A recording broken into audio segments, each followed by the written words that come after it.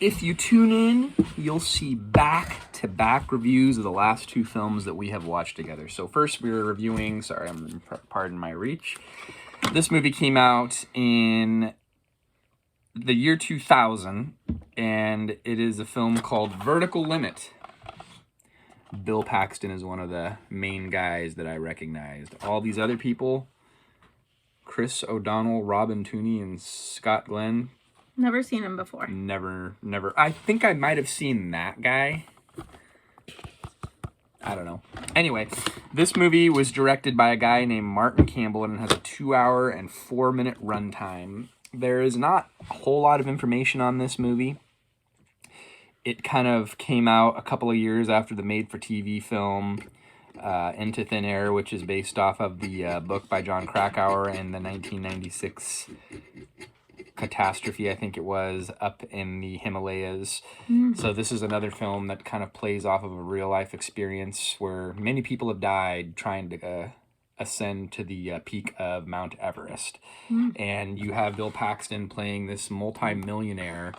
I believe he owns an airline, and they're supposed to coordinate their climb of this mountain with one of his newly released jumbo jets flying right over the top of it, and they were going to do like a little TV ad spot about it.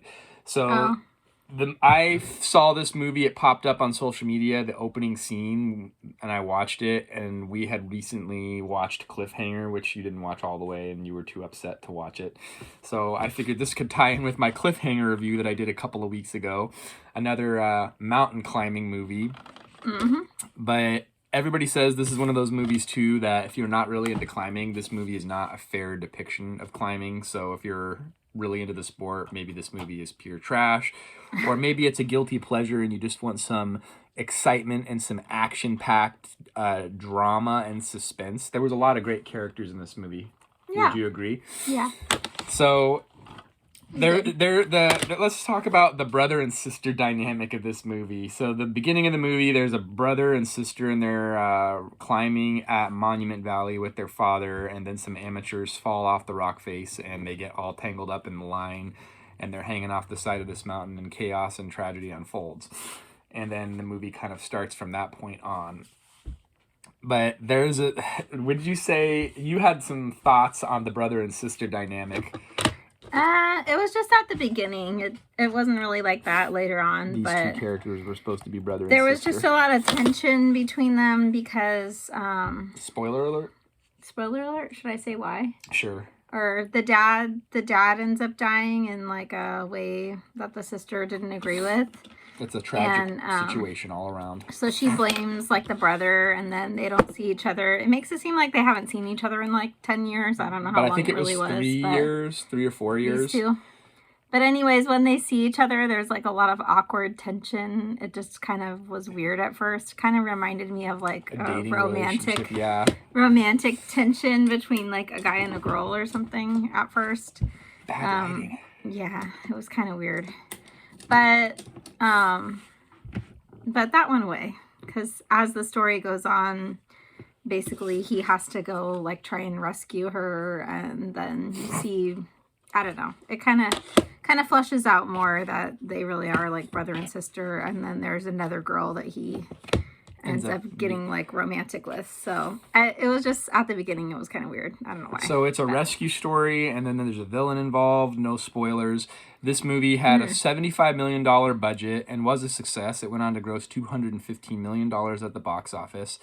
The screenplay was written by a guy, Robert Kin and Terry Hayes. It was based off of a story by, Robert King, and he wrote a lot for TV. His wife, his writing partner, her name is Michelle.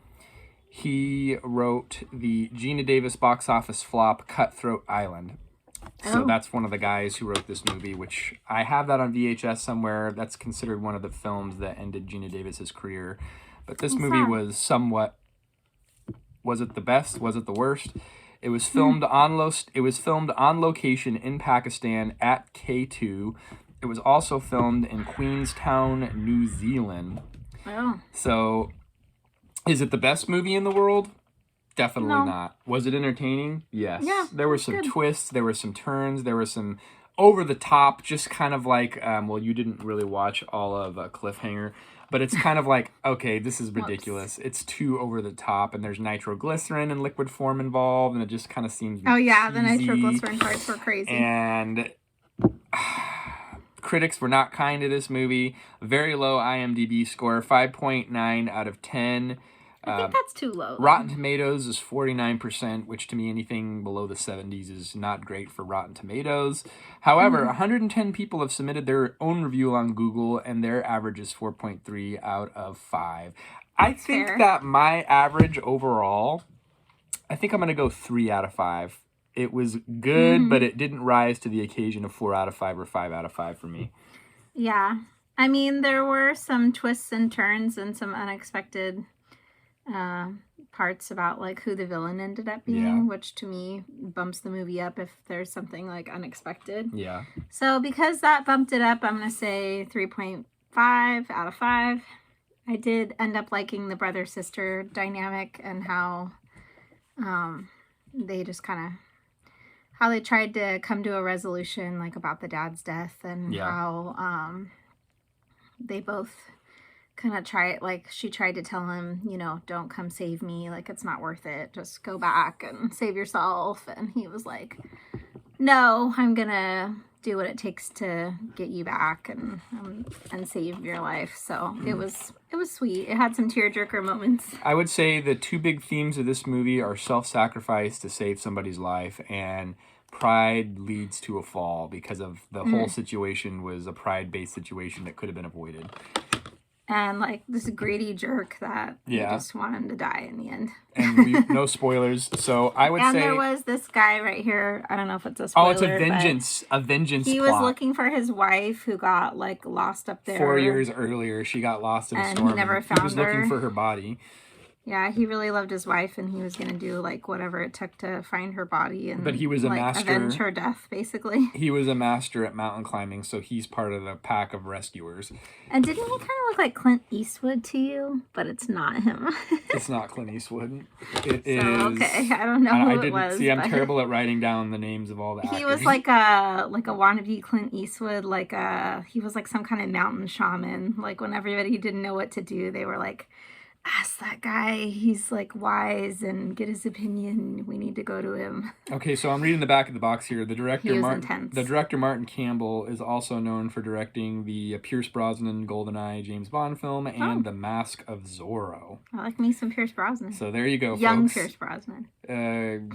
That's all that we pretty much have to say. ABC Radio said it was a hair-raising, high-altitude adventure. If you want similar genre, I would recommend reading the book Into Thin Air by John Krakauer.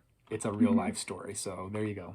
This movie, in my opinion, was better than the Cliffhanger movie, but...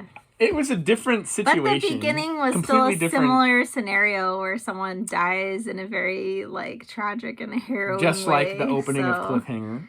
Yeah. But I felt like this was not quite as bad because... so over the top. In Cliffhanger, she was, like, begging for her life and, like, screaming, I don't want to die and stuff. Yeah. That was what made it...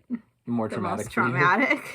This movie was more about experienced climbers and the hard decisions they have to make when they get into a hairy situation.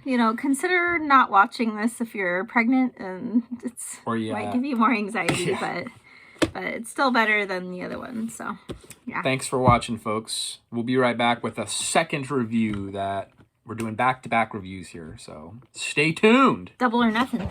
And we're going from intense movie not for children to a friendly for the whole family movie for our next review. So you're going to want to watch our next review. This is pretty upsetting for children. This movie is rated G. This movie is rated PG-13. Right. But what happens in this movie? They did not tie in at all, but it just... You're going to be sad. Okay. We'll see you there. Bye.